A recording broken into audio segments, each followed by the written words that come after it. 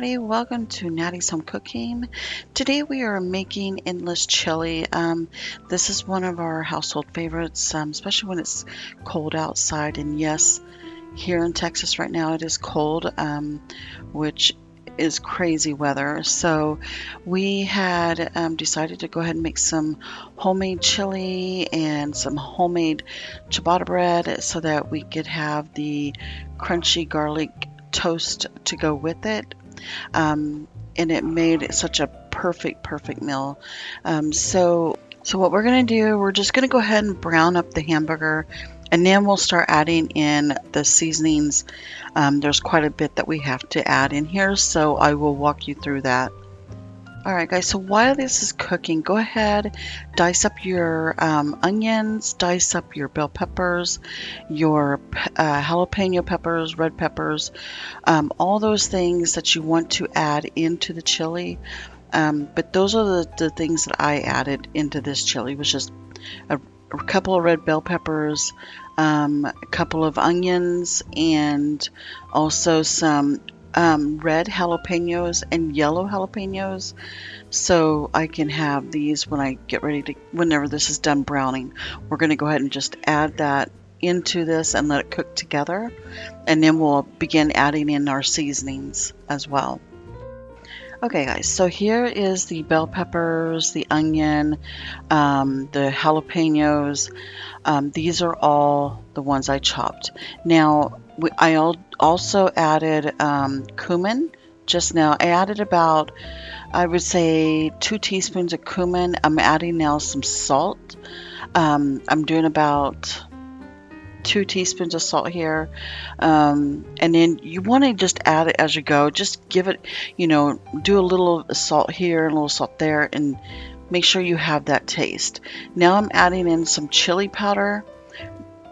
Be generous, like make sure you have enough chili powder in there, because this is what makes it that red color, along with your tomatoes and your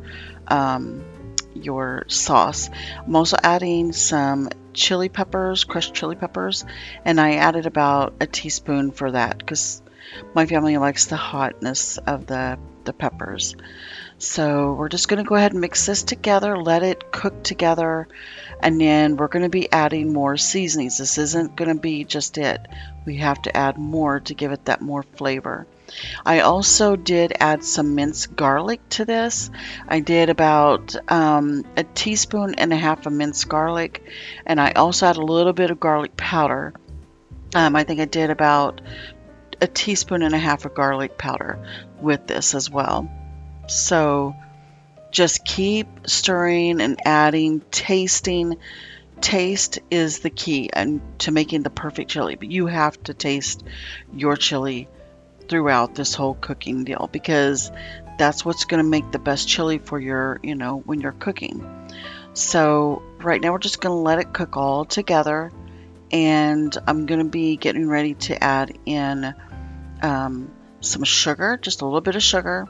I did about 2 tablespoons of sugar, so it's not too tangy, but also has a little bit of that sweetness on the side as well. I'm adding in my diced tomatoes. And I'm going to let those all cook together in with this hamburger.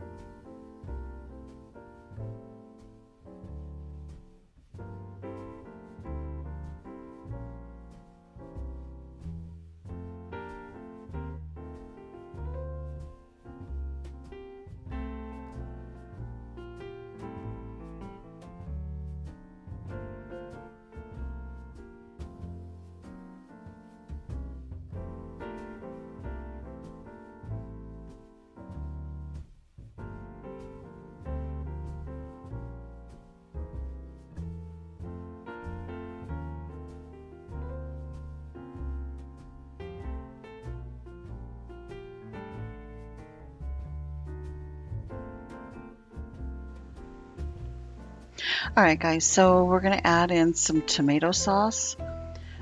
Do about about a half a cup of tomato sauce here. You may need to add in a little more as you go, but like I said, take your time with this chili and work everything in and taste as you go. So we're just going to go ahead and mix this up really well.